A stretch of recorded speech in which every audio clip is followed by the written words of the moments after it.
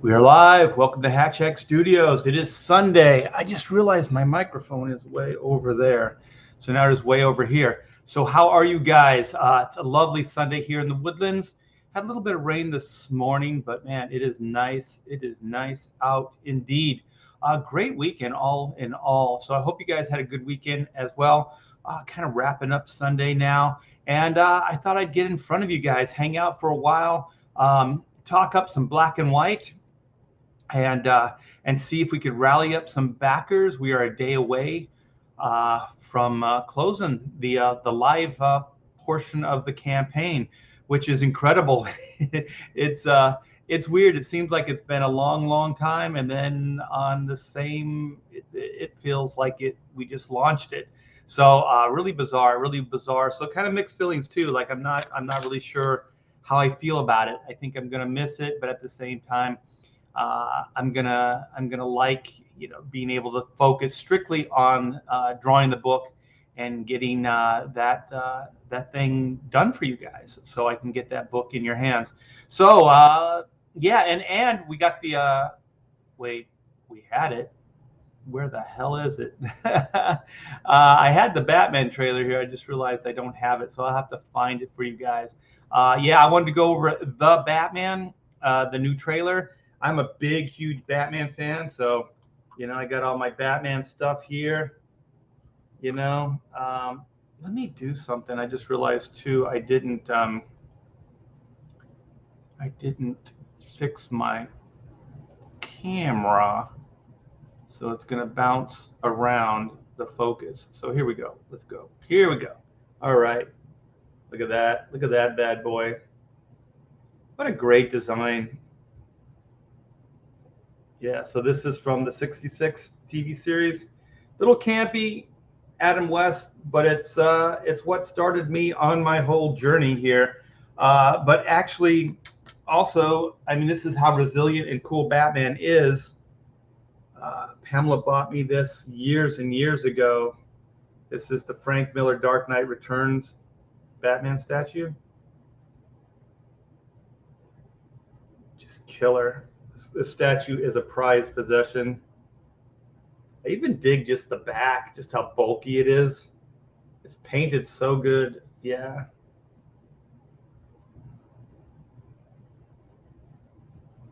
Yeah, so it's really cool, prized possession. And of course, I got the Batman Returns cowl. That's the Michael Keaton cowl from Batman Returns, and the Michelle Pfeiffer cowl from that same movie. And yeah, so I'm a big old Batman fan, so it's going to be fun to go over that trailer. And I want to see what you guys think, and I'll put in my 2 cents and talk about it as well.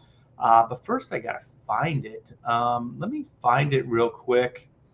There it is. All right. All right. I got it. Wow, that was fast. Okay.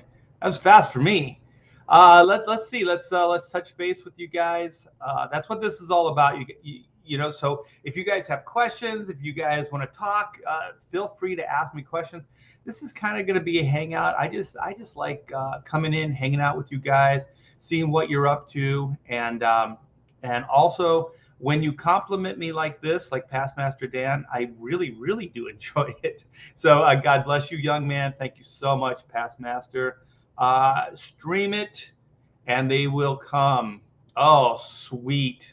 I think he's talking about the black and white campaign. Yeah, it is heating up, man. It is go time. Hey, what's up? Hey, Praetor, what's up? Let's see. We got Hex Allen Comics, a teaching moment from the Dark Knight. Yeah, that's what the statue looks like, right? It's kind of like, shoot it in that direction. It's kind of ridiculous, the slingshot, but I like it, because it's kind of corny, but at the same time, it's really dark and cool.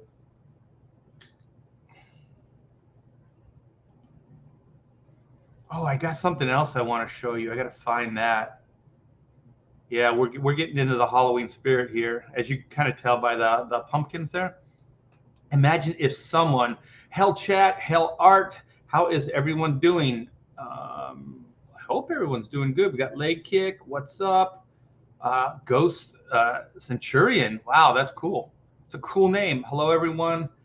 Lamhagante. Lama Hagante. Did I say it right? I hope so. Artie Bear. Hey, what's up? Okay, let me find this real quick. This is just a fun aside. Pamela sent this to me. Was it yesterday? I forget when it was. I think it was last night. Yeah. Let me find this sucker. Do. All right. I think I won't. Let me. Yeah, it looks good. It looks good. It looks good. I think I can do it without doxing myself. We are big Halloween. The T Bears are big Halloween fans. We love the.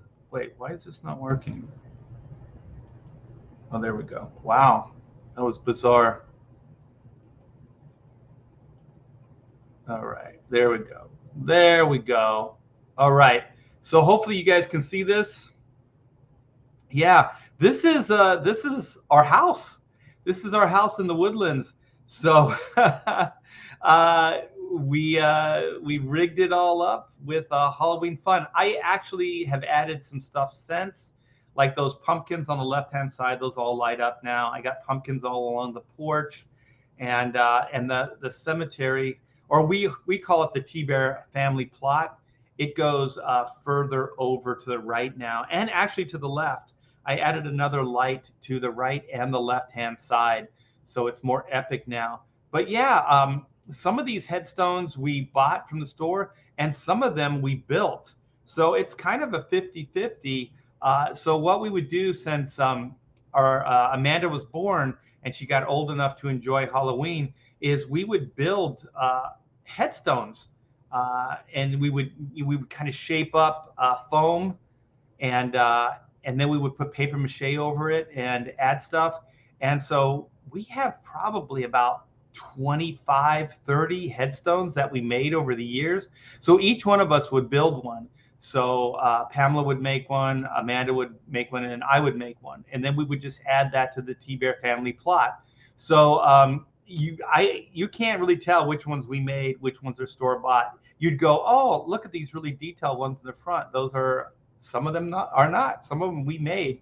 So we found things, we cast things into the paper mache. Some of these headstones are absolutely, like you couldn't tell. Like they look like real headstones that we made. So I added all these lights to it. So we got this mood lighting, and then in the hedge here, the boxwood hedge, those little glows, those are eyes, and they kind of blink, and they go on and off, and they're all in through the hedge. So some of them are higher, some of them are lower, and they look really cool. And that skeleton that's hanging from the doorway, Amanda and I made that when she was just like a little kid, like she was probably around 5 or so. And so yeah, so this is this is what the house looks like right now. And I got the lights all on a timer and everything, and so it goes on at dusk, and then they shut off when the light comes back on. And man, it really looks terrific. And some of the lights actually change color. So some of them are blue, some of them are green, and there's one that kind of rotates. Well, there's two actually that rotate colors. So there's a little bit of movement going. And I have a mist machine or smoke machine, and I'm going to bust that out on Halloween. We were told that kids here in the Woodlands really come out on Halloween. So this should be fun. Like in California, we get like 5 kids. So we would still decorate, but no one would hang out with us. So this should be fun. So yeah, this is what I'm doing when I'm not drawing a comic book or doing fundraising for a comic book. So yeah, I hope you guys enjoyed that. Yeah, Pamela just sent that to me, and I'll be posting some cooler ones as well. When does Satan Claus arrive? This is Halloween, Halloween, Halloween.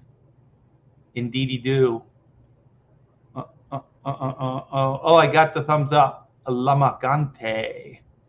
I must have said it right. See what Roland has to say. Yo, Art, I was so depressed, I literally slept all week. Oh, that's a drag. That's a drag, man. Not cool. Ooh, we got the claps. Hit the target. Good. We got Victor Thomas. What's up, Victor? We got some devil horns to welcome Victor in. We got yesterday's full, but not today's. Damn, nice. Lamagante says, be careful, Art. Don't summon zombies. Yeah, as long as there's just a small grouping of them, I could take them. They move pretty slow. Ghost Centurion says, very cool. Past Master says, Art would love the Kentucky Pumpkin Fest. Oh, yeah, that would be cool. You already got my attention. Give good candy. Oh my gosh, we got full size everything. We got full size Snickers. We got full size M&Ms. Like we got the peanut and the plain and peanut, and then we got all kinds of stuff. We got some of the minis too. So the early birds that come in, they're gonna get the good stuff. They're gonna get the good stuff, and then we're gonna wait and give the smaller ones out later. Better, yeah. Sunday night, no, yeah. For most people, it's back to work tomorrow. Mad Ruth, indeedy do. Cool, good man, indeed. Let's see what Past Master says. Remember to call all the boys Bubba and the girls Sissy. Is that? Oh, in Kentucky, is that how it works? Family size candy. I don't know if these are family size. Are they family size? Oh, those are like the ones that you get at the movie theater and stuff. Nah, they're not giant like that. They're just the regular size. I don't get trick-or-treaters. Yeah, in California, we really didn't either. We would go all out, but we wouldn't get a lot of kids.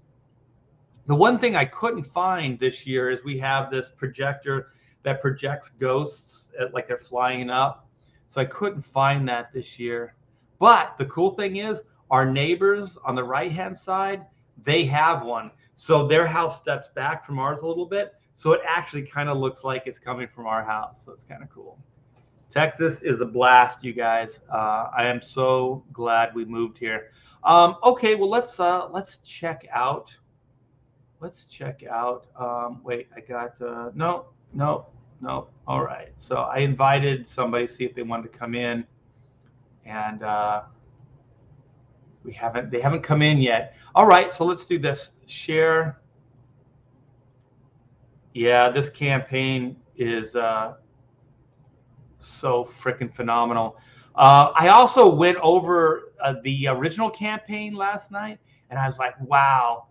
Not only are we cleaning the clock with the original campaign, but this campaign is a lot better. So I can see why you guys are responding to it. And I mean, it's like building, right? We're building things. We're getting better as we go along. And I'll show you the original campaign. But first, let's do this.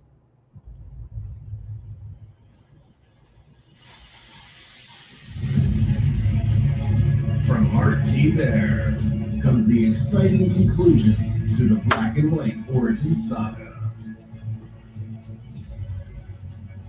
60 pages of pulse-pounding action.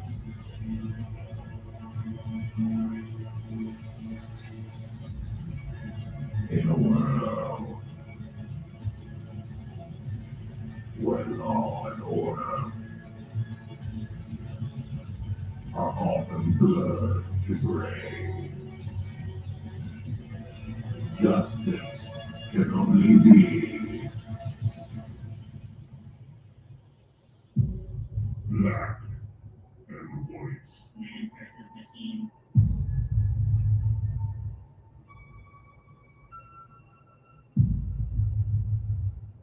Yes, indeed. The reason for the season, Black and White 2, Man versus Machine, 82,031, 82,000, sweet mama jamma. 995 backers. We are 5 backers away from 1,000 backers. So cool. You guys are the best. 41 hours left. So I think midnight tomorrow. I think it's midnight California time. I'm not sure how that works, but I think it is 12 California time. Tomorrow night will be our last day. So let's hit refresh. 995, 96, 97. We got two more backers. Thank you guys. 82,160. 34 hours left. Wow. The time is going very, very quickly. So they are badder. They are back and badder than ever. I read this last night. I thought it was pretty cool. So I'm gonna read it to you guys. I usually don't read from the campaign. So Black and White have boots on the ground once again as they confront Jake Chang, aka JC, as he begins his Burn the Mother Down campaign to bring on his new world order. So that from the ashes will rise the Phoenix World Order, which is ruled by deadly robots with one master. Deadly robots with one master. Whoa, sounds good. Sounds good. We know that Reed and Whitney have an adversarial relationship, and that Reed is usually left holding the bag when it comes to Whitney's less than stellar decisions. But will her thirst for vengeance destroy the team before it even has a chance? Keeping Whitney focused may just be the death of Reed Blackett. This graphic novel is 64 pages, written by Joe Fulton and myself. The artwork is mine, while the colors are Paria Parai with letters by Eric Weathers. So, holy crap, you guys, this sounds so fantastic. I would back this book even if it wasn't me doing it. So yeah, really, really happy with the way the artwork's coming. This is the cover, the main cover that I penciled up, inked up, and we got Stefani Renee to do color work on it. Absolutely fantastic. This is what you got to look forward to with the interiors, you guys. 64 pages of layouts are already done. So all the storytelling, you guys, is done. All the main visuals, I'll show you what they look like. And you can buy them as well or back them. We have the $40 black and white layouts. So this is, the whole book is done on this level, you guys. So there's 64 pages of pencils, and I kind of inked them real quick with markers. So that's what these are right here. And you can back these and get some original artwork and compare it to the final version, and see how it goes from layouts to finished book. So yeah, you can get this in a tier, and you can get this as an add-on as well. But this will give you an idea of where the book is at this point. And like I said, that's all 64 pages. So all 64 pages are in this state of completion. So as soon as we close out tomorrow, I am going in full-time pencil mode on this book right here. So we have the Virgin, well, not the Virgin variant. We have the variant cover by the amazing Kenneth Racafort. So this is for volume 2. Look at this sucker, so cool. And then we have the incredible Joe Bennett, who came in a little bit about midway, I guess, on the campaign, lent his considerable talents to the campaign, and did this cover. He wants to do another one as well. I just don't know how to go about doing that. But I'm so glad we got this one out of him. He did kind of breakdowns. I did finishes over it. And then Kyle Ritter just volunteered. He goes, I have to throw colors over this. And so I was like, well, I'm not going to get in your way, brother. So I would really appreciate some Kyle Ritter color work here. So this is the amazing Kyle Ritter and his color work. I think those robots look really cool. They look metallic. They really look chrome. And then this book I'm really happy with. This is Von Klaus. This is Pedro Eng. Most of this book is, well, I think all of the book is done on a certain level. So I just have to go over it, and then we have to go over like the layouts, and then just give my seal of approval, and then go over the color work. So this is Von Klaus writing, and then Pedro Eng doing the artwork. And this is in a cool animated style, you guys. So this is the High Octane Adventures, and this is 22 pages.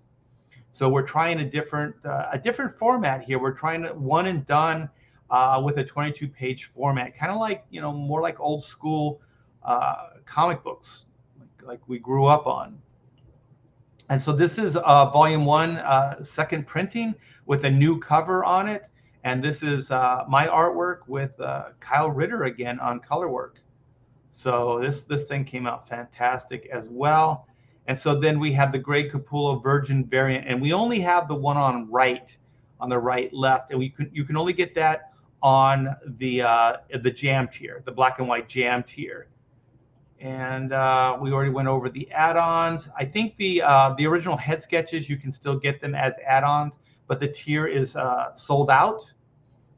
So if you want me to draw for you, go to the add-ons, check those out.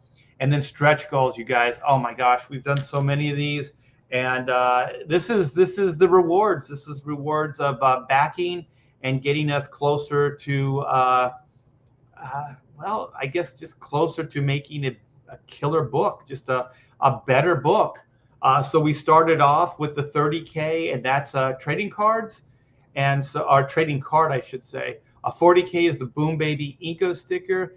50K, we unlock upgrades for the book, and this one's the cover. 55, we unlock the paper stock. This means you guys got all these things already. These have all been added to your order. So 60K, we unlock the Phoenix World Rises patch, and this is going to be an embroidered patch. We did we did 2 in the Black and White Volume 1 campaign. And so you'll have a third one to add to your collection. And then we have the 65K. This is cool. This is the PDF of the written book. So this is the plot with dialogue written by Joe Fulton and myself, with all those visual breakdowns that I was talking to you guys about. All 64 of those pages you will get absolutely free in the form of a PDF. So, but you can own an original of those breakdowns too with the tier. So then 75K, holy moly, 75K, we unlocked 75K. This is the epilogue. This is 4 extra pages of what's to come for Reed and Whitney. Let's get this bad boy unlocked. So what this is going to be is 4 additional pages in the form of an epilogue. It will wrap up the epic adventure you just read, and then it'll give you a little teaser of where the story will go from here. So this is going to be fun. This is 4 pages added to your 64 pages, which now is 68. So this book is almost 70 pages long, you guys. And that's fantastic. I mean, it started off as a 48-page. Oh, how it's grown. 80K. You guys, we are past 80K. I still have to pinch myself. This is absolutely astonishing. 80K, we got the UV enhancements on the main cover. So this, oh my gosh, this cover is going to look so fantastic. UV enhancements, let me see if I can find, I have an example here, and sometimes it works, sometimes it doesn't. But this is my art book. Actually, it's working. So if you see like the background, it's flat, and see where it's reflecting on her? That's shiny. So all like the robots in the foreground are shiny with Whitney, and then the background is like matte, and then the logo is shiny as well. You can see it better on the back. So you can see the black, and then you can see how it reflects on the image. So this is really, really cool. And we're going to do a spine on this book too. So it's hard to see, but all the writing is shiny, and then the spine is flat. So we're going to do that as well. So this book is just going to look phenomenal. It's just going to look so good. Let's see where we're at in the chat. Sold out. Let's see. Wow, you guys have been busy. Busy. Family size candy. We got, is it Margot? Margot Ann. Hello, Art. We got Roland. Rolling, rolling, rolling. Get those doggies rolling. I've noticed here in I can never say this word, Massachusetts. Massachusetts. Massachusetts. I'm glad I don't live there. It stops when it gets dark out. Oh, really?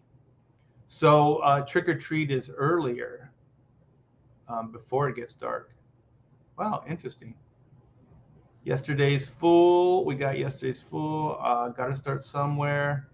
Let's see. We got Hearts Bros. Nice closing out on CGK tomorrow. Then, yeah. I believe that's the plan. So close out on Black and White, Man versus Machine on Comicsgate Kings tomorrow night. That's going to be a blast. I got to go stock up on some alcohol.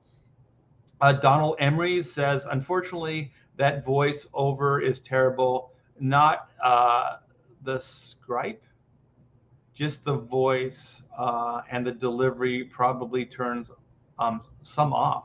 Oh, really? I kind of think it's cool. Oh, thank you. Yeah, it's not over yet. I'm gonna just I'm gonna get into it. I'm gonna get into it. All right. So 90K, you guys. I mentioned this in the updates on Black and White, but what I'm gonna do, and I'm gonna bust this thing out probably tomorrow, is my drum kit. It's in the room right here. It's still in its boxes. I'm gonna bust it out. I'm gonna start moving it out here. And at 90K, I'm gonna do you guys a drum solo. Right, the set's gonna be right there, man. It's gonna be so loud, and I'm probably gonna do a couple minutes, and your ears will bleed. And that's the start of the 90K. Okay, so I was talking to Mandy Summers and Eric Huffles, and they got this little action figure. It's like like those little army men when you were a kid, right? They had a little base on it, and I talked to Eric, and I always want to say Eric, and he said he would sculpt one up for me. So I got to look into the details of how much it will cost for manufacturing and things. But what I would like to do for that 90K is give you guys those action figures. That would be sweet, man. That would be so sweet. So there's a lot of heavy lifting. I think what would that be? 5, 6, 7, 8. It's almost $8,000 that we would have to raise to get to that 9,000. But I just want to tell you guys, so we have something to work towards. So it's always good to have a goal. And like I always say, guerrilla marketing. If you guys could share this out, I do appreciate it. We are a day away from closing this campaign. Let me see. Roland says, will this have remastered art like the first book? No, you guys. This is completely. This is it, man. These are the layouts that I was telling you guys about. So yeah, it's all going to be new stuff. It's loosely based on issue 3 from the miniseries. So volume 1 and volume 2 are really loosely based on the original 94 series that came out.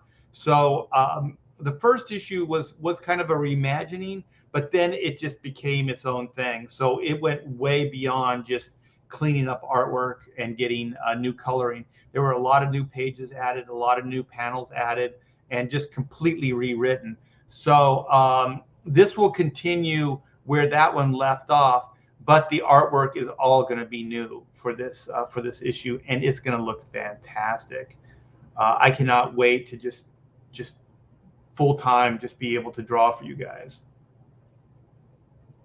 Buffalo Khan says this book looks gorgeous.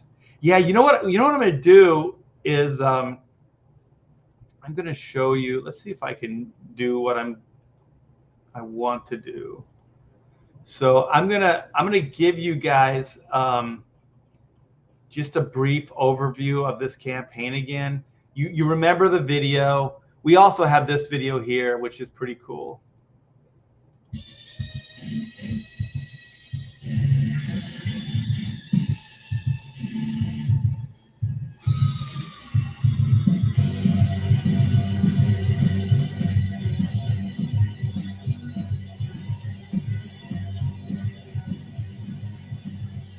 That's the artwork from the original issue 1 cover, '94. I remastered it. We got new color.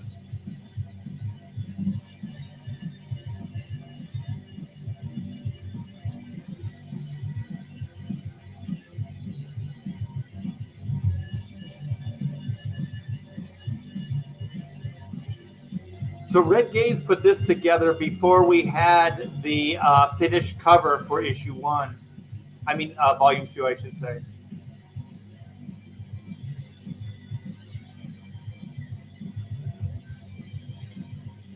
So this trailer pretty much recaps issue 1.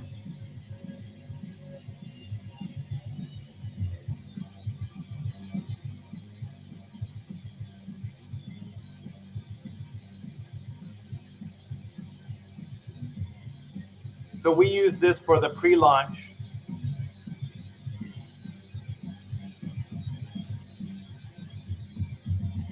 I thought it came out really cool. But just check this out. Okay, all the, like, we got T-shirts, we got layouts, we got Joe Bennett, we got Kenneth Rocafort, we got Pedro Ang, we got Von Klaus, we have the issue 1 with a new cover. We have the Capullo variant, which is back. We have a character in the book. Uh, this is sweet. We got T-shirts. We got the black and white. Oh man, five claimed. We got a bunch as add-ons as well. We got 3, so eight total. Yeah, we just added those on the other day. We got the Inco tees and just a bunch of great tiers, you guys. So I want to, let's see if I can do this. If I can just go over here and see if you guys can see this. This is the original campaign. This is for Black and White Volume 1. And so we ended the main campaign at 40,255. We've already doubled that, you guys. We've already doubled that, and that was October 22nd. I wonder when. Let me check. See if I can go back and forth. So this will close out the 25th. So very interesting. And like I said, I went over this campaign just looking at it and just seeing how much better this this new campaign is. Let me find a good panel. I guess this is probably the best one.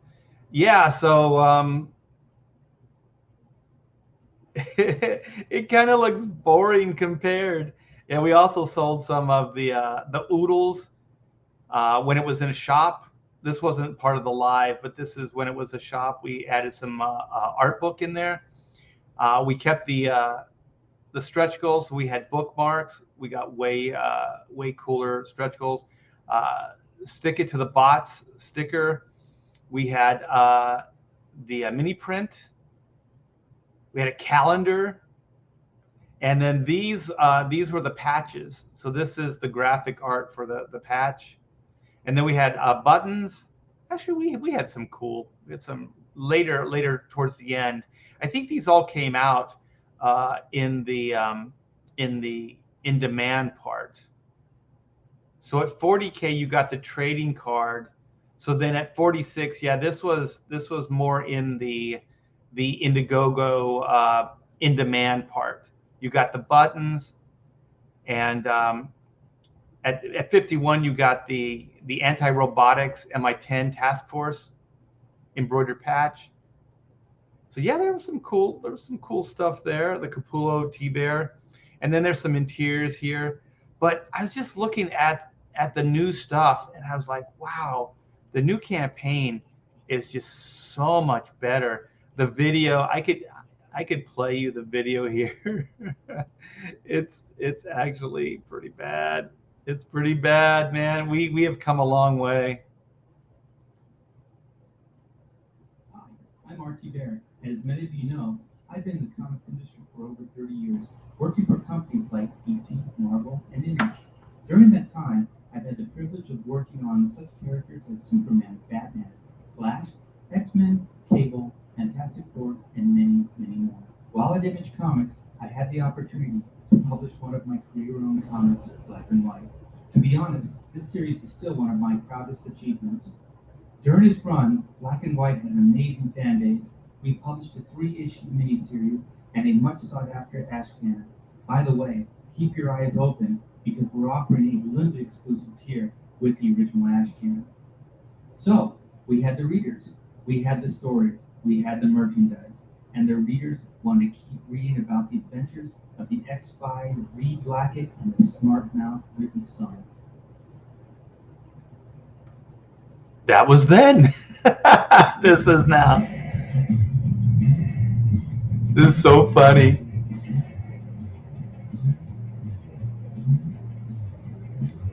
This song was written just for this campaign.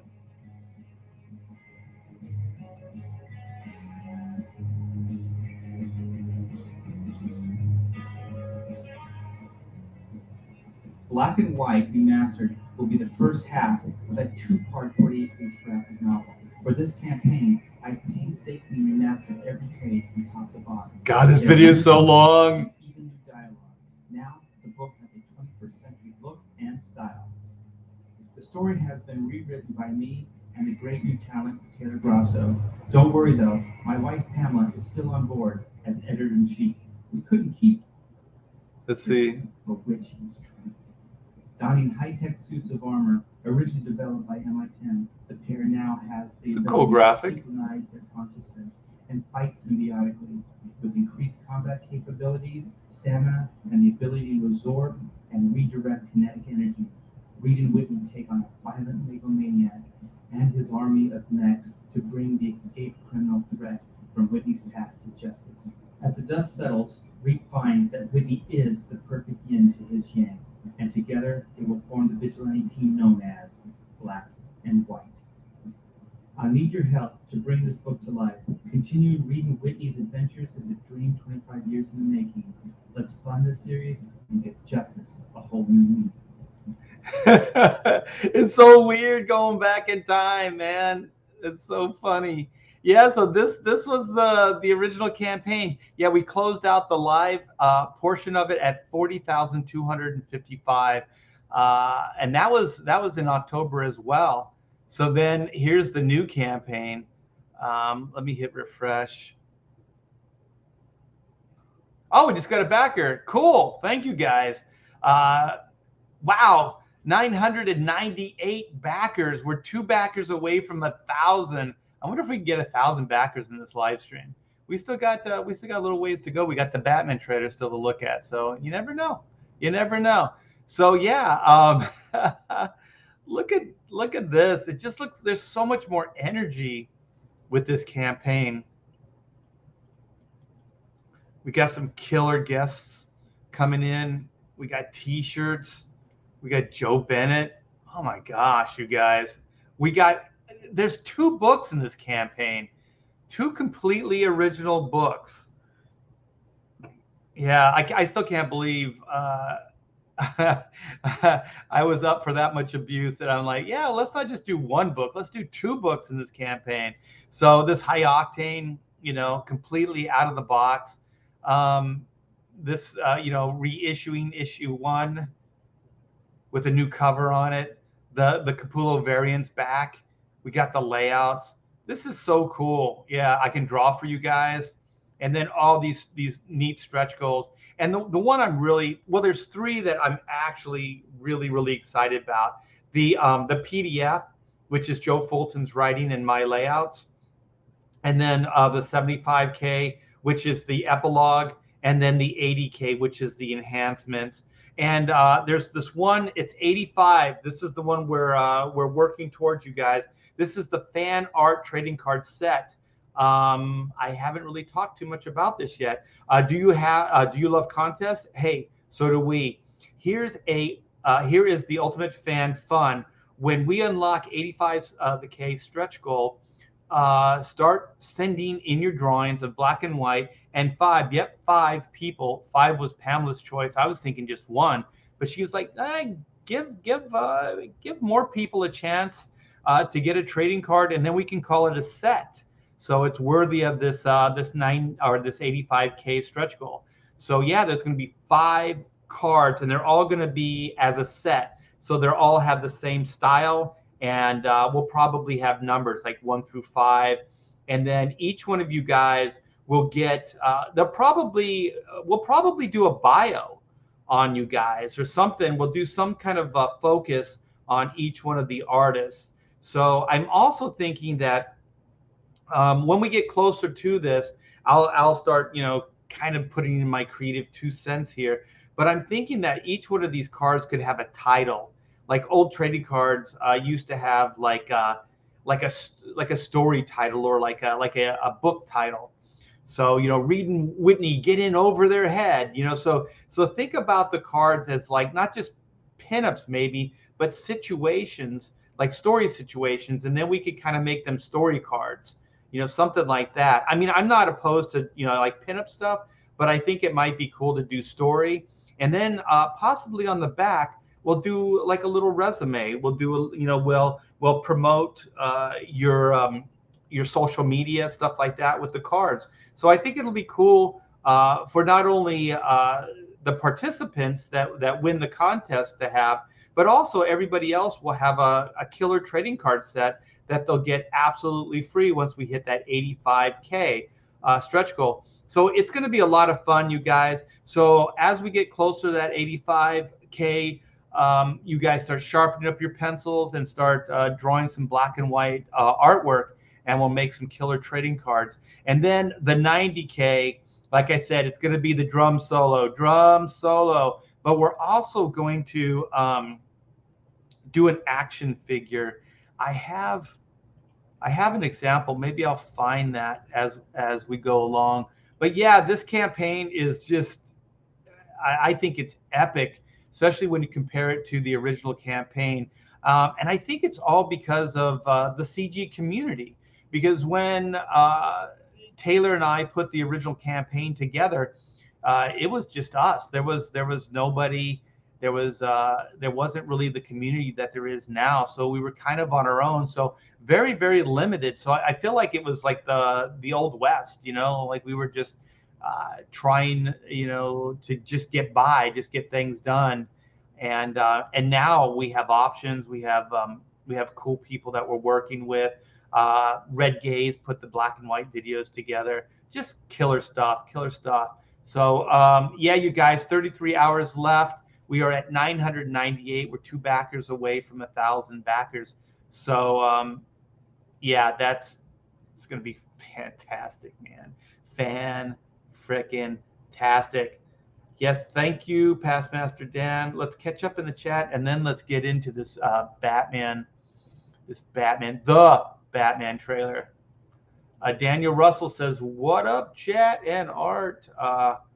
You closing out on EVS?" That's the plan at this point. So hopefully, if nothing changes, let's see. Trash Can Conductor. Hey everyone, what's up? Not enough space for the space key. We got Pedro Eng in the hizzy, as the kids say. Ooh, everything just jumped. Let me go back in time. You know what I think I'm gonna do for dinner is I think I'm gonna fire up the fire pit over by the pool and grill up some hot dogs. That might be fun for dinner. Maybe some chili. Chili. Devil Flyer says, we will get there. I like your optimism. Improby's like, yo, G-Bear. Roland Slugs, inarticulate figures are cheaper to produce by a considerable margin. Yeah, I think they just call them like a 2-piece mold. And so it's going to be something simple like those old army men. And you know what? While we're here, let me see. I think I'm in a place where I can find it. There's like Mandy on the new Pirate Queen campaign. She's got these Eric Huffle figures of her character, and they look pretty cool. And like I said, I still have to look into how much it will be to produce them. Here it is. So I'll still have to see how much it is to produce them. But I mean, if they're doing it, I think we can make it cost effective. We can do it and bring it into the 90K stretch goal. So this is the Pirate Queen action figure. So her arms are a little bit big, but I think it's pretty cool. You know, I'll work with Eric Hutfels, and we'll get some cool figures. And I'm thinking that we'll have to do both, right? Or maybe we could do like them separately, but we'll do black and white as these little. I'm not even really sure what size these are, but I'm thinking they're probably about the size of an army man.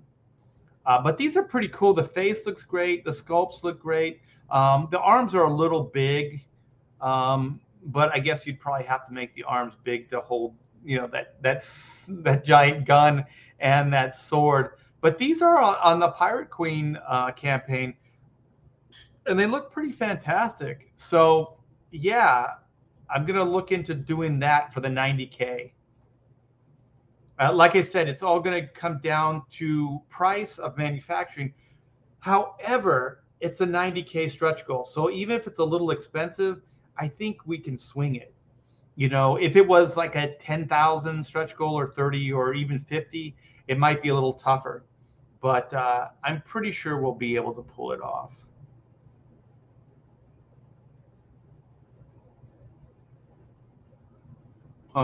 Let's see. I'm right by the Woodlands at Freddy's by Gringos on Cypress Woods. Oh, cool, Daniel. We're neighbors. We should do the hang thing. Let's see what Devil Flyer says. One of the best CG projects out there. Thank you. I am working my freaking ass off to make the best comic I can make. And you guys, the little time I do get to do the layouts, I'll show you. Like, let me see. This is my drawing board. Oh man, everything's kind of blown out. But see, I kind of work on several layouts at one time. So yeah, let me see. Is that good? No, I need to move it down a little bit. No, I need to move it up a little bit. There we go. Perfect. Yeah. So yeah, like Tuesday is going to be like, I get to draw all day. It's going to be amazing. It's going to be amazing. You guys are going to get a great book. You guys are going to get a great book. Play it. I think Devil Flyer's talking about the drums. Yeah, 90K. We get to 90K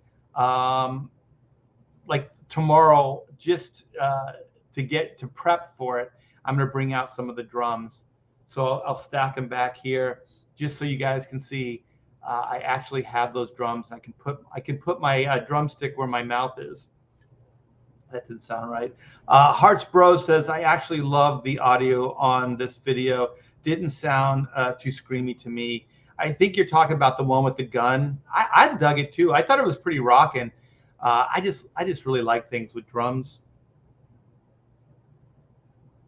Tell us the origin of black and white. Yeah, well, in a nutshell, it's a future tense story. I don't want to date it with an actual time, but it's not our timeline. It's in the future. So robots are just a reality. They're everywhere. And so in this world, there are people that have to police these robots. So and they're worldwide. So there's this group. There's a department of MI6, which is MI10, which was originally in the Second World War, and they were later disbanded. But their job was weapons and technology. So they developed weapons and technology for the British servicemen. And so, like I said, it went away. So what I thought would be cool in this future story is to bring it back. So MI10 now is kind of the same as it was then, but it's more robot based. So in this world, there's this thing called the Asimov Accord, and the Asimov Accord is like a law that sentient robots cannot exist. And there's kind of basically laws of the way robots should be treated, should what their form, their function should be. Like there's just rules and regulations. And so there's people that obviously would break these rules just like anybody else. And so, like I said, sentient robots, there is sentience in this world, but it's against the law. I'm sure governments are using it in this world, but as far as like manufacturing robots, there are no sentient robots in this reality. And so Reed Blackett is one of the better agents for MI10. So think of him as kind of like a robot hunter, a robot fighter. So he understands psychology of robots. He knows how to take them down, not just to kind of understand the way they're wired, the way their robotic brains work, but also to physically take them down as well, if need be. So he's really, really good at his job. So one of the things I thought would be fun about Black and White is how does a spy retire from the organization? How they know so much. Like how do they go about retiring? And also, why would a spy retire? It almost seems like you would either age out or you just die. In a mission or something like that. So it doesn't seem like a job you would have for very long. And so I just asked myself a few of those questions, and I thought, well, what if you were a spy from a spy family? So Reed Blackett, his father was a spy. His surrogate dad, which is Brooks Gray, is a spy with the MI10. And what if, like if there's police families and there's fire department families, and there's all kinds of like farmers and different like generational type of things. Why couldn't there be spies? So he was kind of born into it, and Reed Blackett was. And so I thought, what else would be an interesting question that I had is, what if you developed a conscience? What if you started thinking and asking questions about your orders, which is horrible. It's something you don't do when you're a spy. And so then Reed Blackett basically starts asking questions. He cannot kill without conscience anymore. He can't take orders without questions. So he just kind of realizes it's not for him anymore. So since he is from this family, you're going to find out a lot of this stuff in the next story arc. Because this story arc, like Volume 1, Volume 2, we focus more on Whitney Sung, aka White, and how Black and White get together. The next story arc is going to kind of get more into Black's backstory versus the White origin story, or White's backstory in Volume 1 and 2. So then Reed pretty much retires with the blessing of the organization. They're still in communications, they're still, because you don't just let a spy go, so they're still, he has to kind of have connections with them. He has to report back to them, but they kind of set him up on a civilian life. So now he's working as an importer exporter. He's got his own company. And so the story proper, which is in Volume 1, is Reed hears about this family-run brewery in China. And so, he goes there to see, if it would be something he would like to get into business with. He'd like to maybe import and export their commodity, their brew. And so when he gets there, he didn't think this would happen. Nobody ever does. But he meets Whitney Sung, who's the heiress of the brewery, and it's pretty much run by her and her uncle Yi. And so it's the Sung family brewery, and you find out that there's some past there where her father was killed, and that pretty much the legacy of the father is the brewery. So they continue, her and Uncle Yi continue with the brewery, and they're just trying to make it. And then this Reed Blackett import export thing sounds like a good deal. It sounds like maybe they can finally get it out there to the masses. So one of the cool things about what I wanted to do with the story is to show maybe what would have happened, what their lives would have been like, if this past never came back to haunt Whitney. So the idea being is when Reed meets Whitney, you kind of get the feeling like they're probably, Reed's going to be okay, Whitney's going to be okay. They're going to get together, and they're probably going to have a relationship, and all that type of stuff, and have that domestic kind of bliss. They're going to have a great career together. This beer is going to make them rich, and they're just going to have like a great life together. But Whitney's past comes back. And so this is the past that she thought was long, long gone. She thought justice had been served. What you find out is it was not.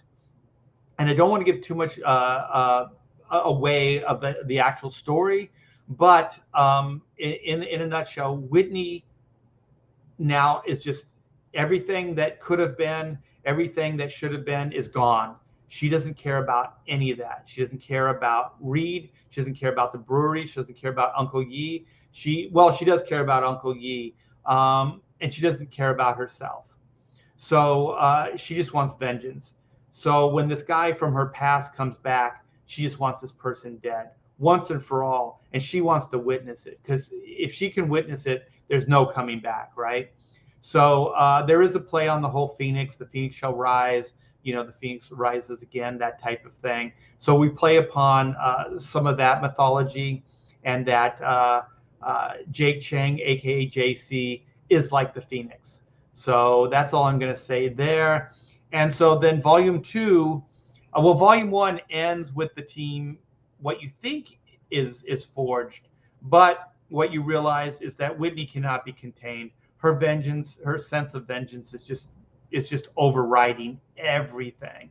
So she pretty much plays Reed Blackett to arm her, to give her protection as far as armor, and to get her in front of this guy, JC, because she couldn't really get. She's not that clever. She's not a spy, so she couldn't really figure out how to do this. So Reed Blackett figures out how to do all that stuff. So she basically uses him, and then you see the whole mission just go belly up. So that's kind of where issue 1 leads or ends, and then issue 2 picks up, where we're going to just see if these two can even be civil to each other after what happens in issue 1. Will they move forward? Will they just go their separate ways? All I can tell you is that Reed Blackett, aka Black, is not a happy man when we pick up volume 2. Daniel says, nice shirts. Cool. Billy Basco. The graphics on the trailer remind me of old HBO movie from the 80s. What movie would that be? Nick Edwards says, I love the wrap up or wraparound tee. Oh my gosh, they came out so good. Yeah, they look great. I'm going to ask, because that was done by, hold on for a second. I got a tickle. That was Red Valkyrie. That was Shay that put those designs together. And so I'm going to ask her if we can do some prototypes.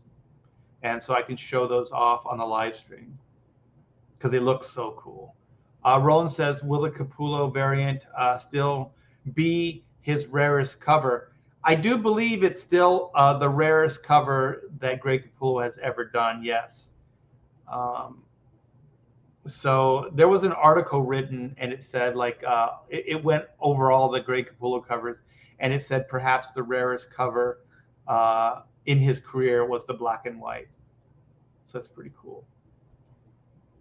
The floral print couch in the back is lovely. Oh, from the trailer. Yeah, that's funny. You guys pay attention to everything. Yeah, I think so. You've come a long way. Live and learn for sure. Oh, thanks, Leg Kick. I appreciate it. Sweet. Yeah, thank you so much. Yeah, we're going down to the wire. Racafort, indeed.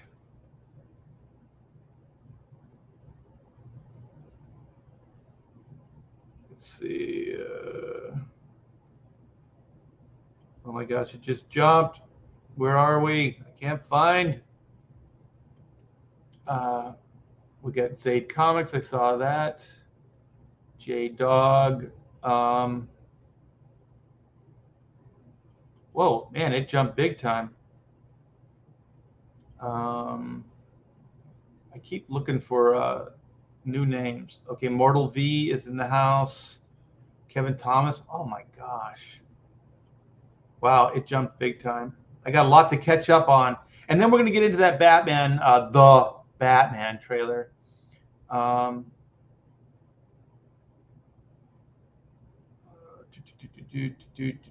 Kevin Thomas. By the way, Art, that Joe Bennett cover looks amazing. Definitely picking up one. Sweet. Sweet. We got J Dog. The campaign will reach six figures. Hopefully, man, talk to the CG gods. That would be absolutely amazing. The muscle figures, yeah, that's the little action figures. I think that'll be really, really cool. Um, I can't believe that we can even talk like this. Making, I mean, they're really simple, but I mean, it's really cool. Uh, let's see, Azaid, yo, what's up, Philip? Lost Pages 2 is heating up, man. Go check that out. Indeed, we got Corey Barton. Let's see what Chris Neville says. More of solid plastic muscle type figure, not really action figure. Yeah, I guess. Yeah. So like an army man, I guess. More just like a two mold kind of thing. Molds like these are about 1 to 3 inches high. Okay. Mm-mm.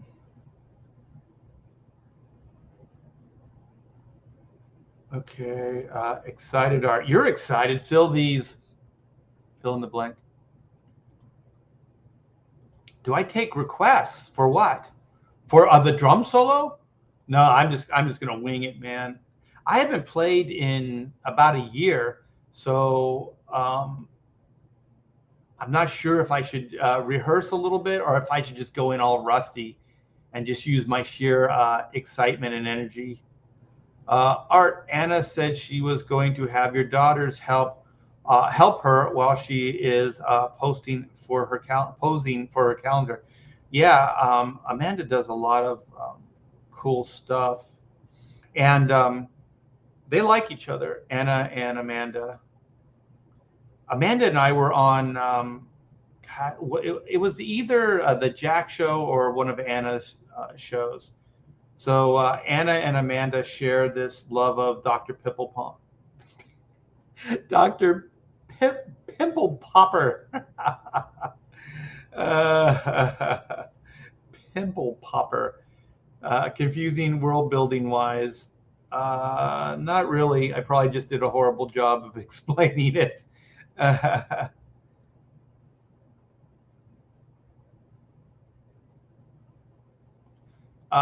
No sexy time with the robots. That breaks robot rights laws. Yeah, there's no sexy time. World building seems like the hardest part sometimes because you want it to make sense. Uh, it does make sense, but the one thing about Black and White 1 and 2 is we don't get into the world very much. So it's pretty self-contained in rural China. So you get to see a little bit of the world, how it relates to the story proper, but not a lot.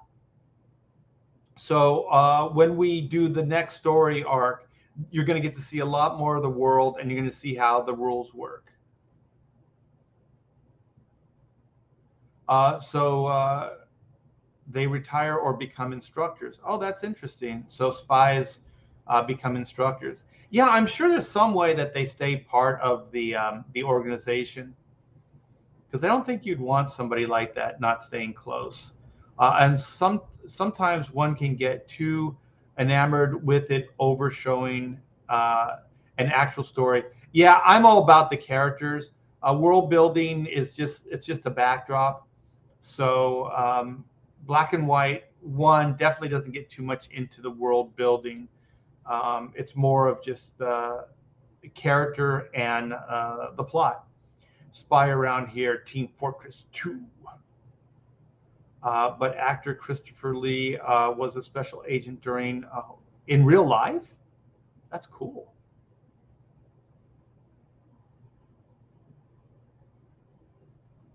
Yes. Yeah, there's where is it? Art is Batman. No, no, I am not. I don't know about Batman, but that pumpkin looks really happy. Cecil would want someone in charge of that brewery. Yeah, he would. We could make him in charge. That'd be funny. What I wanted to do is I wanted to actually there's like brews that you can have your own labels. So I was thinking like have some labels for like White Sung Brewery, but you can't really mail out beer. Somehow people, the world doesn't like that. Yeah, as long as you have this in demand for a bit, it'll hit six figures, no problem. Oh, in demand. Yeah, yeah, I think we can hustle and we can get there. Zayd says, thanks, Art. We got 9 hours left. Wow, 9 hours. Man, time moves for Lost Pages too. So you guys, back black and white, and while you're doing that, just wing on over and get yourself, reserve yourself a copy of Lost Pages 2. I don't think so. I think I'm the oldest guy in CG. Oh, it's gross. Don't even go there. Yeah, it's absolutely horrible. I don't know how they do it. Uh, Fearsome Bill, I was talking about Dune the movie being confusing. Oh, okay. I've heard a lot of good things about it actually. So I want to see that. I haven't heard Ethan's horror book idea. Yeah, I got to get on that. All right, you guys. So let's check out this the Batman trailer. I absolutely love Batman. Always been a favorite character of mine. I the reason I started reading comic books is because of Batman, and so yeah, I always thought Batman was the best. And so this trailer, I think it dropped a couple days ago, maybe a week ago, and it doesn't look bad. So I'm going to have to do this in pieces because I don't want to get dinged. But this is the Batman trailer. This is the main trailer, and this is Matt Reeves' version of this. Oh, it's Robert Pattinson, and I think Colin Farrell is in it as well. I think Colin Farrell is the Penguin actually. He's almost unrecognizable, but we'll get to that.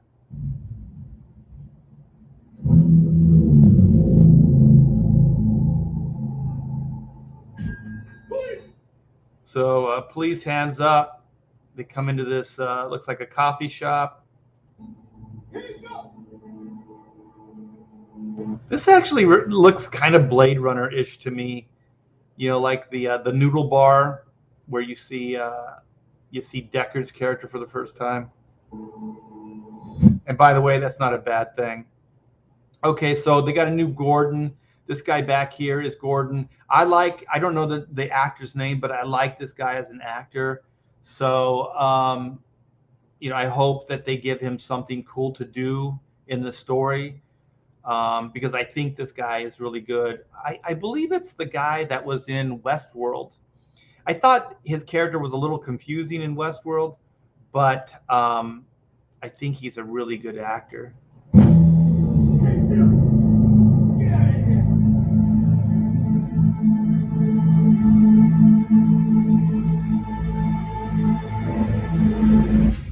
I wanted to freeze on the image. There it is. So it's a question mark. So that's kind of cool. It's got green in there. So, it's your first little teaser that it's going to be the Riddler as the villain. So I thought this was really interesting. It was really fun. So far, I like the visuals of the whole thing. So let's continue.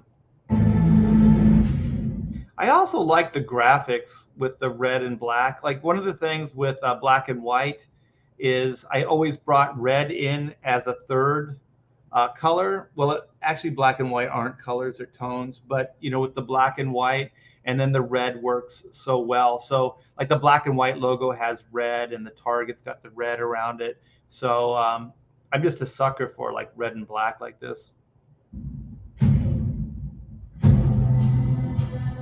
Fear. So it starts off kind of like The Crow, like the music and everything. So I thought that was a little strange, but. So that looked like Gordon. We're going to tear this thing apart like bit by bit. It looks like it's a building that's being worked on. And the one cool thing about the bat is it doesn't look graphically like a bat. So, I always thought it was weird. Like, there's an actual bat signal on top of like Gotham PD. I always thought if you wanted to set Batman up, you just, light that sucker up, have him come there and just put a sniper bullet in his head. But this looks cool, and so I think what would be great about this is that maybe there's more than one spotlight, and that since this building looks like it's under construction, that maybe it's just some metal that's been sat on this searchlight, that when it's projected it looks like a bat in the clouds. So maybe, I don't know, but that would be nice for them to kind of think through the bat signal a little bit. I always liked it as a graphic, but I always thought it was kind of a dumb idea. So there it is. So it would be cool too, as if Gordon sat those things on there on that light, so it projected this bat signal. When that light hits the sky, it's not just a call. It's not just a call. So it looks like Gordon and Batman already have a relationship established at this point. And these look like Jokers. I don't quite know how this is going to fit into anything. I feel like, don't F around with the Joker. You know what I mean? Like if you're going to try to bring Joker-esque ideas into this, you got to make sure that they're great ideas. Especially with the Heath Ledger Joker, and then the Joker movie that people really thought was great. So yeah, don't just do this as a throwaway. So the costume's okay. The bat signal's a warning. So the fight scenes look really good, you guys. I dig that, because there's one thing I always thought was pretty badass, and it was in the Michael Keaton, where he gets shot. The cool thing with the Keaton one is he gets knocked on his ass, so that bullet impact actually has impact. The suit absorbs it, or is bulletproof, but it still knocked him on his butt. One thing I did with black and white is that their armor, they can take multiple bullet shots, and what happens is the armor absorbs it, like the kinetic energy, and it kind of pushes it through the armor, so it kind of absorbs it, kind of like a crumple zone in a car. So when you get hit, when Reed and Whitney or Black and White get hit by a bullet or an explosion or any kind of impact like that, the suit will absorb it, and it just kind of I'm sure if you really unloaded an automatic weapon on them, that at some point it would take them down. But a couple shots here and there, I think the suit would be fine. And so I kind of dig this, and it feels to me like a callback to the Keaton one. I think I think it looks pretty cool. Yeah, I like that. And Pattinson, his face here looks pretty good. Look, see, oh, I got a perfect freeze frame. I should probably do this full screen. Yeah, face looks great.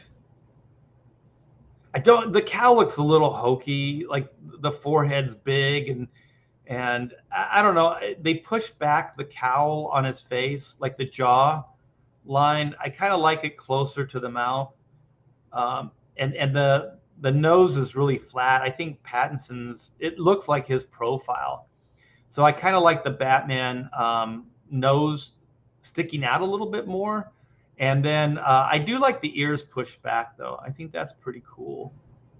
The cape looks like it's kind of tucked in to the armor, which I think is kind of cool. Yeah, this looks good. And so it looks like he's a little bit more angry, like he's more of an angry Batman. But like I said, pushing back on the face like this, the cowl, I'm not really sure about it. I'm not signing off. But the mouth, he's got like thin lips, so the mouth and the teeth look pretty cool. So he looks pretty intense.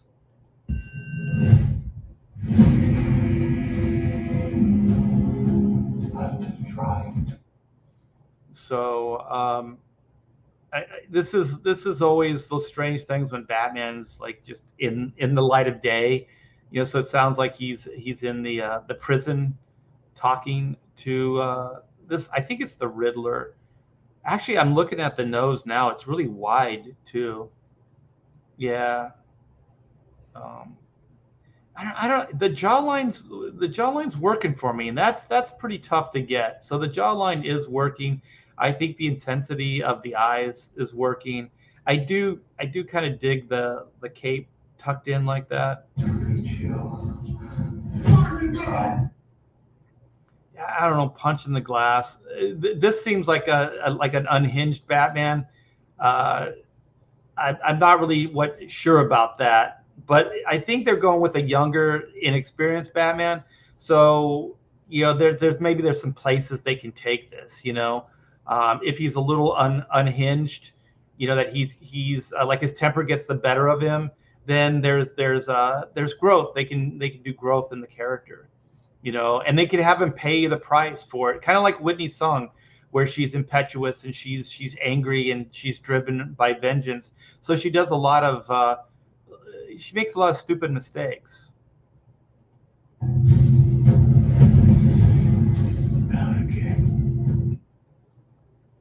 So I've heard people, and I'm kind of the same, where there's kind of this emo.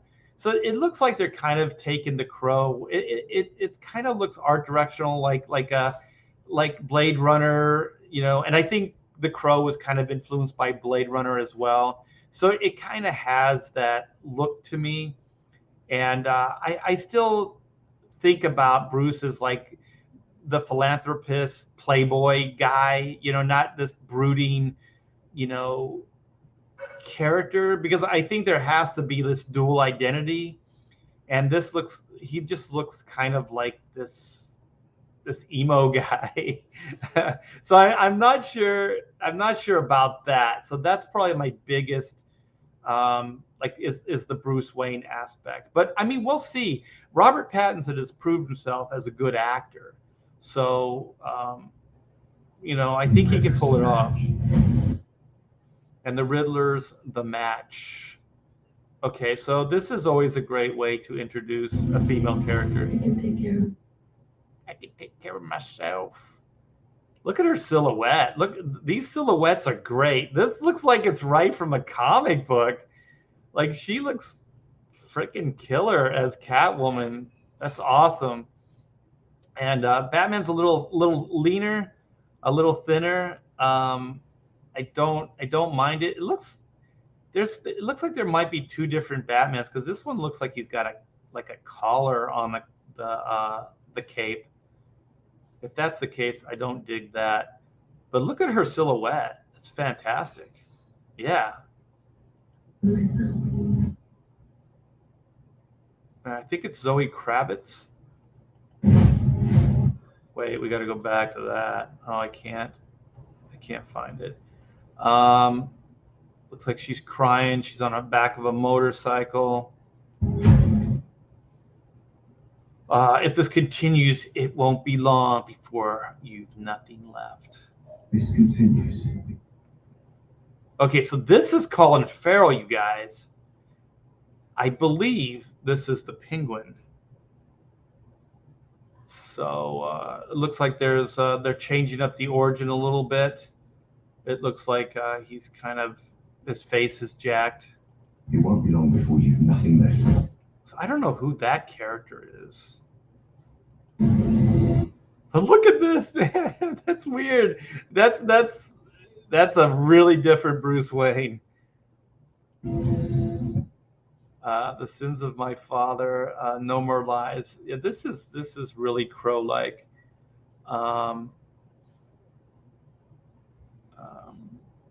Yeah, I don't know. I think this is supposed to be Bruce Wayne. I'm not sure. So he's trying to put clues together, I guess. I guess he doesn't have a computer. So he's going old school psycho serial killer. I don't know if this is supposed to be Batman. If it is, this is really kind of strange. I don't care what happens to me. He doesn't care what happens. That's Whitney Sung right there, man. It's only gonna get worse for you. Okay, the wider nose. Yeah, he's got a collar. That's weird. Oh, I don't dig the collar. What the hell? That's weird. Yeah, the cowl is really bulbousy, like this forehead, and you can't see the other ear because it's pushed back so far. Kind of, I don't know. I'm not really cool with the design. I'm not signing off yet. Yeah, that kind of looks like the Keaton stuff too, like at the factory, the Acme factory where he leaps down and he's fighting on the catwalks. He fights really well. That looks great. Yeah, that looks fantastic.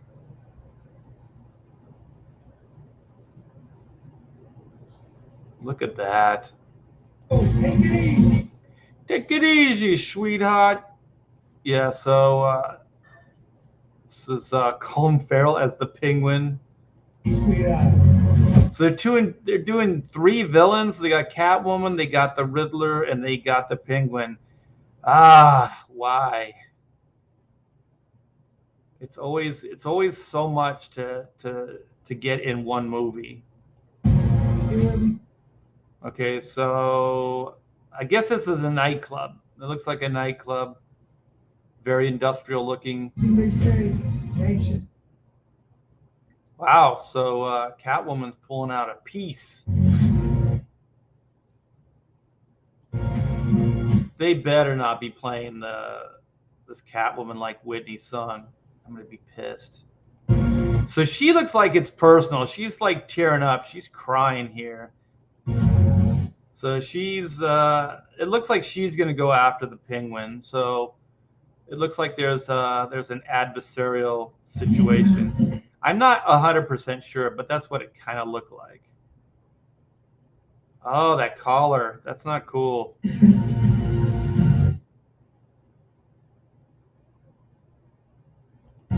are you under there? Oh, that was cool. That was pretty cool. Let's look at that again. Who are you under there? Okay, so she leaps. I'm not sure about that. It's kind of weird. Is this Gordon? Who is this in the? There's two guys. So is that Gordon and Batman in the lower right-hand corner? That's the cool part. Look at that. Wow.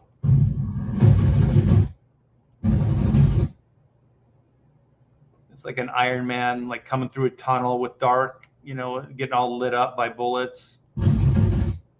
I don't know about this.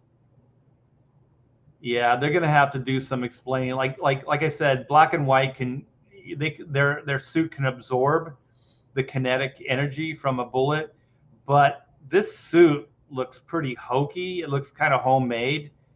It doesn't look like he's got the technology. None of this looks like he's got technology at all. A lot of this stuff kind of looks homemade.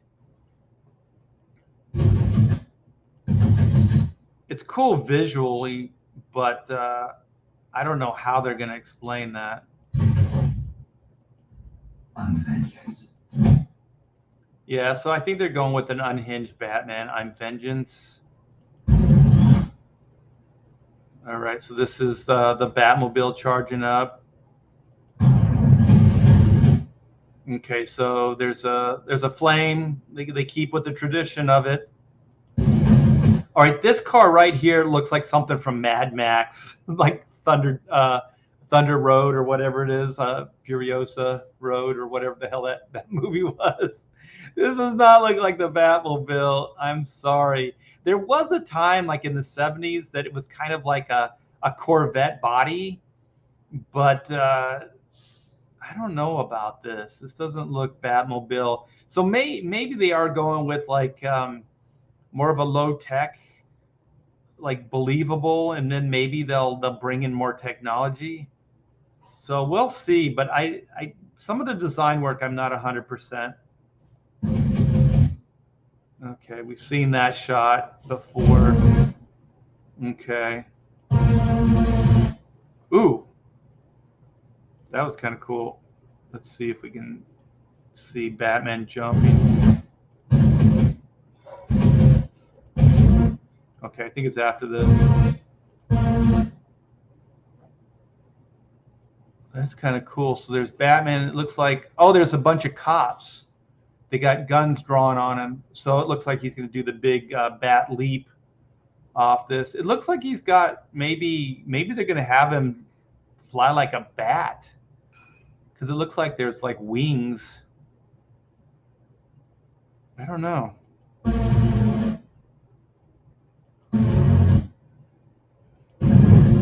Oh yeah, so that's what that was.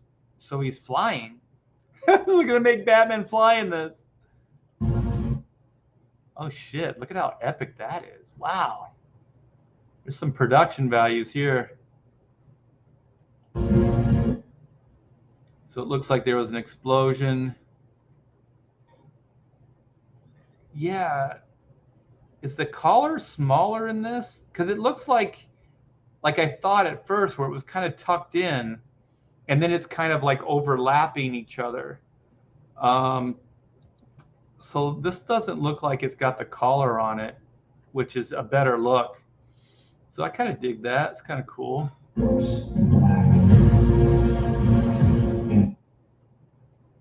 And white and red all over. Okay, so he's really just out of control. Like her face was like, what the hell? And if this is the same scene, even Gordon's like, what is going on? Okay, so he's been beat up. He's got some scars in the back.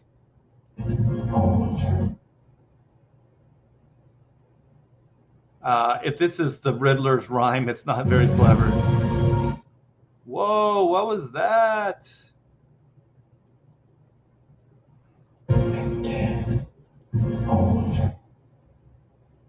Okay, this looks like some kind of transportation, like paddy wagon. Okay, so there's a flare. What is this? I don't even know where this is.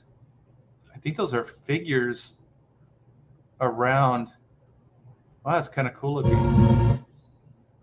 So this looks like a little bit Riddler-ish. It's a clue. Somebody sees at a crime scene. See you in hell.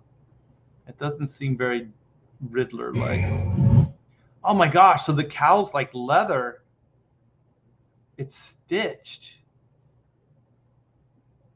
How's that going to take a bullet? I'm confused. I don't dig that. Oh, he's getting... See, like, if you're going to get blasted like that, you got to have some kind of armor. We'll see. There's a lot of reaction shots. Catwoman's like, what is going on? Oh, she's got little claws. Look at her fingers. That's kind of cool. They don't have her in the mask, though. Not yet. I wonder if they're probably going to do the goggles, right? They'll do, like, the goggles, like the current one. But I think she has, like, a mask. But it doesn't go over her face. Then the goggles go. All right, who is this guy? This is not Gordon. Oh, this is Alfred. Holy shit balls. And this is Alfred. It looks like he's seen some shit. Yeah. Oh my gosh, this guy's a good actor. I don't know his name, but he's a good actor.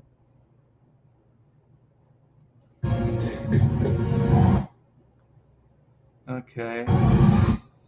So he's just hell bent. Like, this Batman is just he's no holds barred.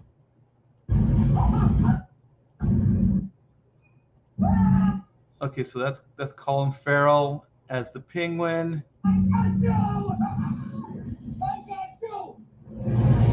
Sounds very mafioso. I got you. Okay, so this looks like something out of Mad Max.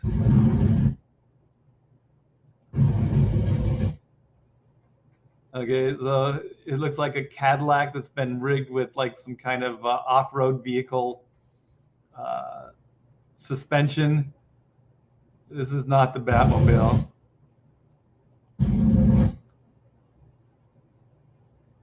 That's kind of cool when it comes down, though. Yeah, I don't know. It looks more like the Black Beauty and like a Green Hornet. It's pretty fast. It's creeping up. Okay, so he rear ends the Penguin's car, flips it over, and then we get into dramatic music. Looks very gothic, very film noirish.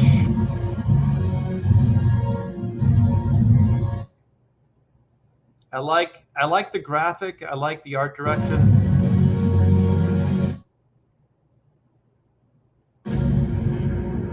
March 4th. I'll see it. I will see it.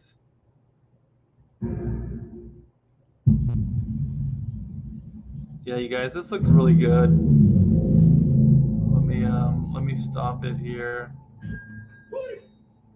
Finally, wow, my computer's on a major delay. So let's stop this. I'll come back.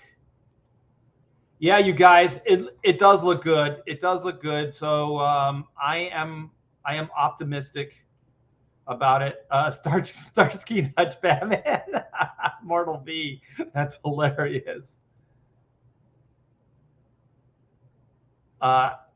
Andy Serkis. Yeah, I think that's how you say his last name.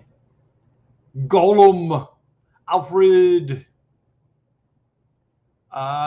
Didn't that guy shoot 2 people? Oh, Alec Baldwin. Yeah, that's not cool though. Bulletproof leather. Yeah, like what the hell, man?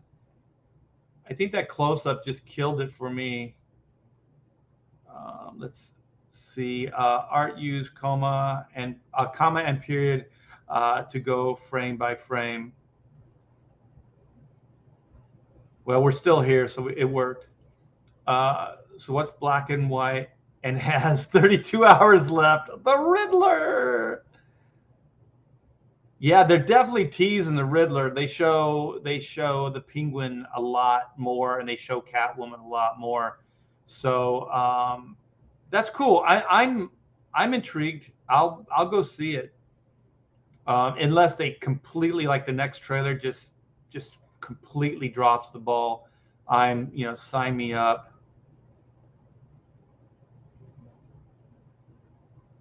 Yeah, I think so too. Yeah, especially when you're going to bring Catwoman in. Catwoman and Batman have a really complicated relationship. So, three villains, that's a lot.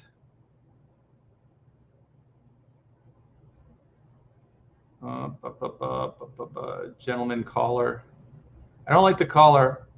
I have to say. It looks like sometimes he has the color, sometimes he doesn't. I could be looking more into that or wanting that. Lenny Kravitz did a good job. Yeah, he did. Uh, that dude's a talentless hack, though.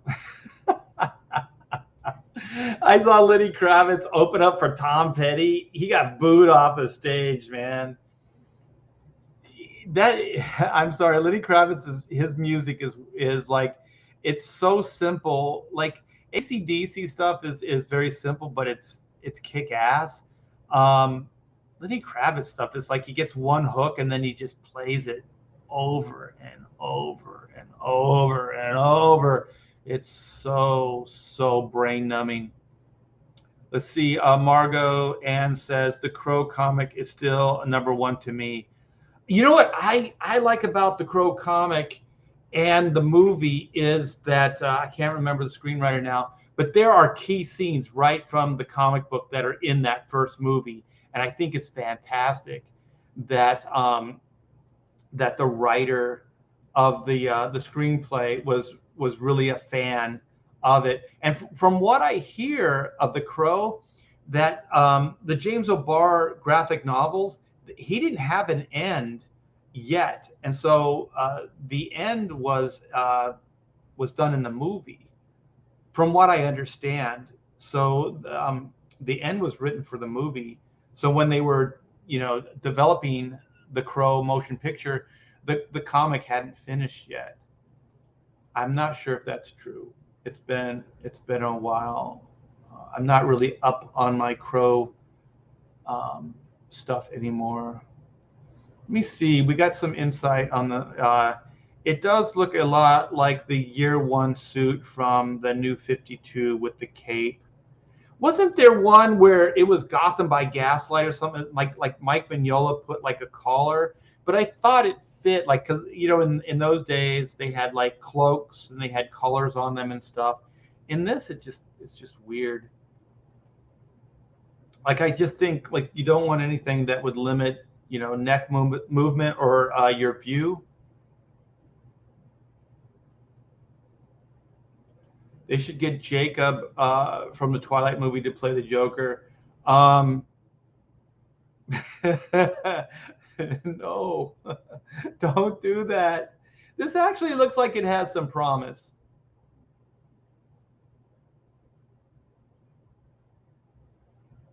Oh man, Billy is on fire in the chat.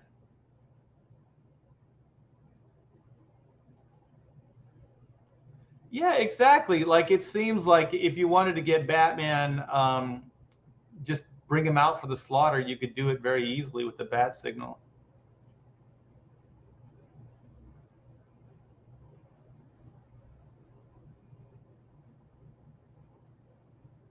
Okay, let's go.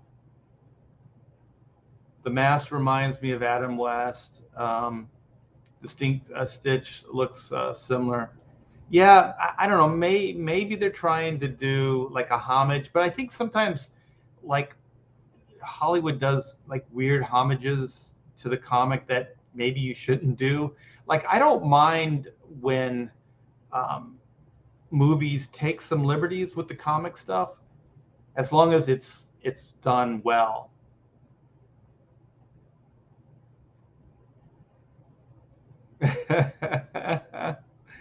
uh, I wish I could see the chat while I was watching the video because this is good stuff. They like wasting Batman's Rogue Gallery. Oh yeah, I read that. I'm sorry, I went back too far. Yeah.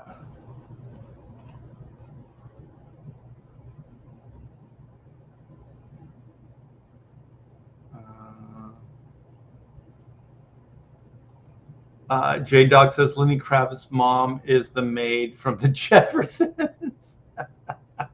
So she's a robot? Wasn't what was her name? Yeah. What is this? Twitter wants the girl from Twilight to play the Joker. No, they don't. They say they want it now, but when they get it, people are going to hate it. Batman has bulletproof flesh, obviously, but still it would knock him on his ass. Like, you can't get shot that many times and still be standing. Unless you have black and white armor. Kristen Stewart, what a car wreck of a human being. Ooh, Inco bees would be cool. We're getting into the winter season. Yeah, you guys, if there's anybody that, I know that like money's tight and sometimes we have to save for these campaigns, but in demand, it's not going to stagnate. We're going to still be adding stuff. So maybe an Inco beanie, maybe. Oh yeah, Rosie, yeah. Rosie the Riveter, Rosie, but not the Jetsons. Oh, you said, wait a minute. Oh, the Jeffersons. I thought you said the Jetsons. Lindy, are you serious? So this is real life. So the actress that played the Jeffersons' maid was Lenny Kravitz's mom. I got it.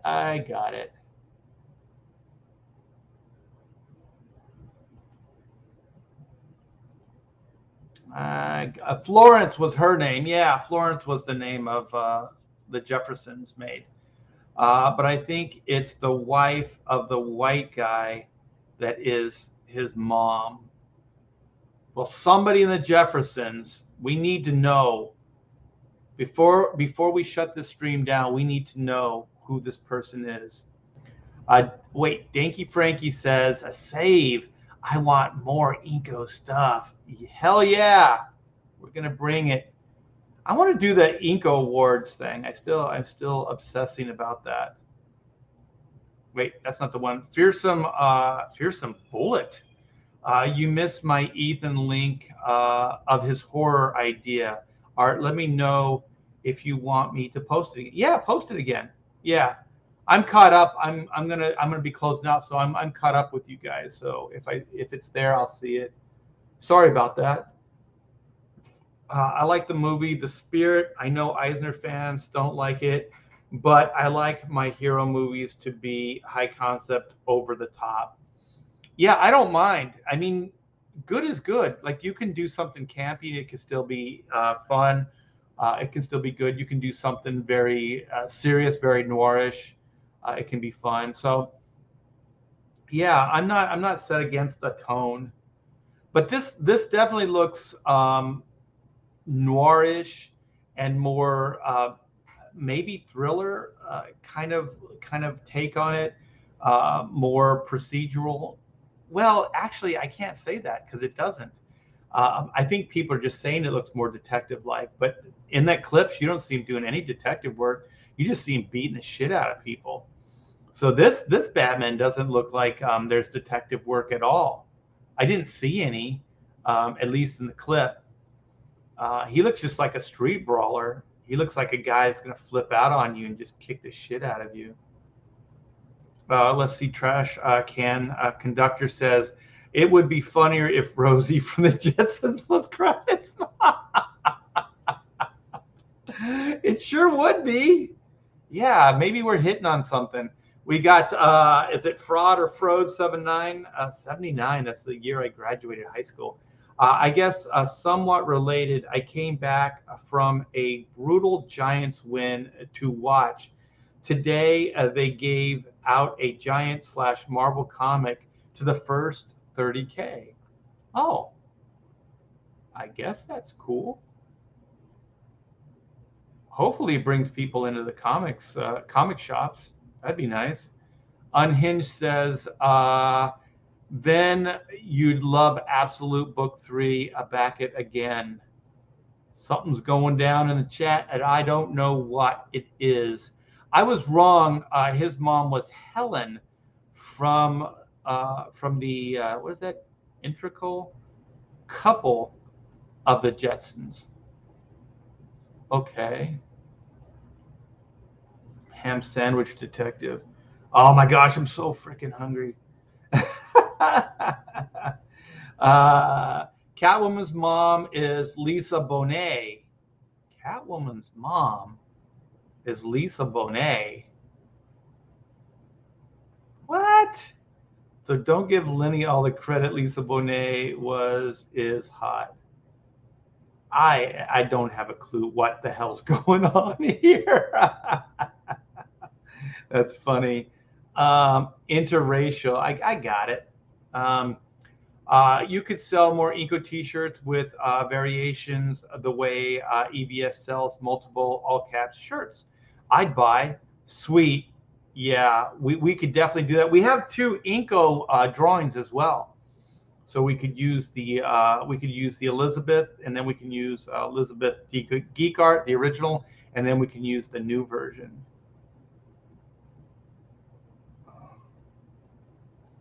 Catwoman's mom. Catwoman's mom. Who's Catwoman's mom? Mom's is Lisa Bonet. So Lenny Kravitz's daughter. Lenny Kravitz got busy with Lisa Bonet. Is that what you guys are saying? So Zoe Kravitz, she plays Catwoman in the Batman. Okay. All right. I think Lisa Bonet. I don't know. I think Zoe Kravitz has a hotter body. I know who Lisa Bonet is. Isn't she with Aquaman now? Since we're getting all superhero like code names. All right. Well, let's check this out. Let me do something here. Oh shoot! What did I just do? I just got stupid. I gotta open a new tab because I got dumb. Let me see. Okay, let's do this. Let's find. I just closed out my black and white tab. Oh shit! Oh shit!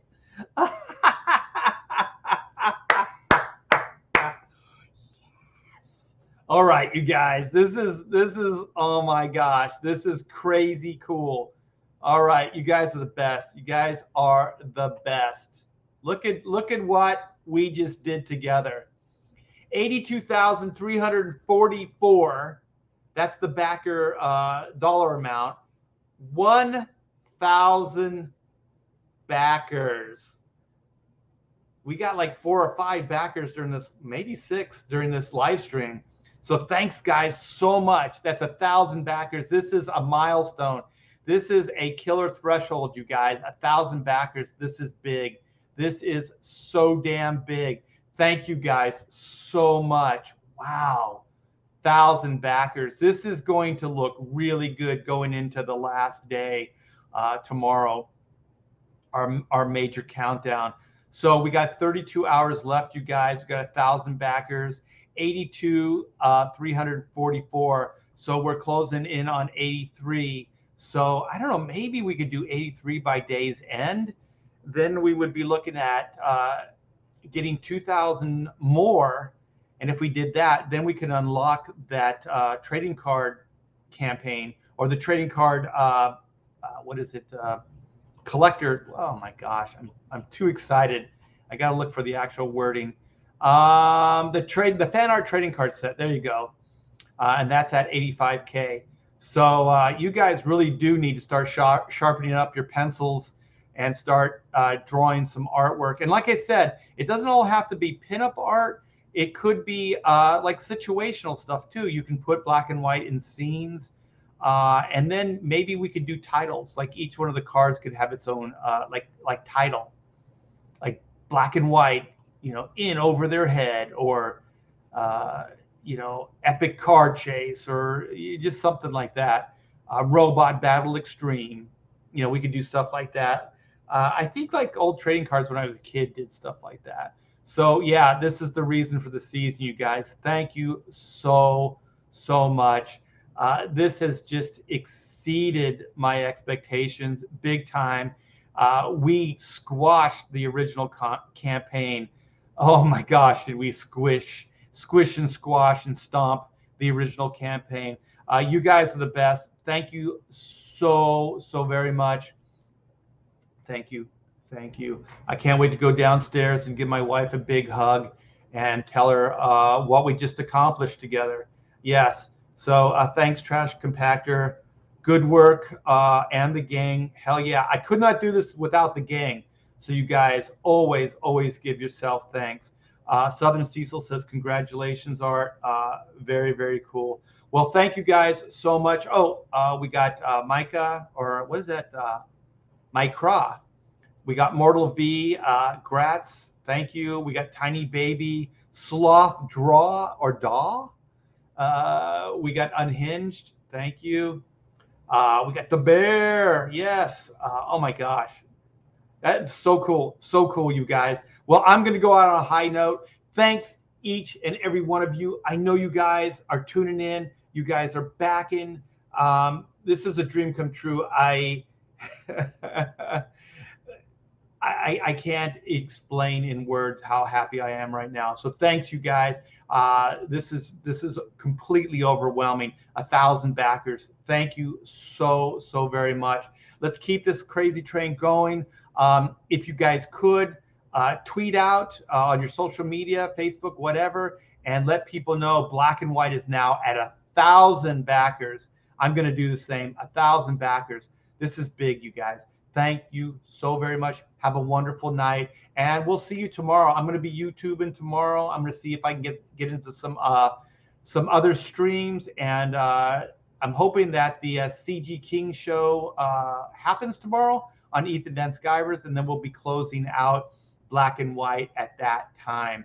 So thanks, guys. Have a wonderful Sunday. Enjoy your time, and I'll see you tomorrow. Take care.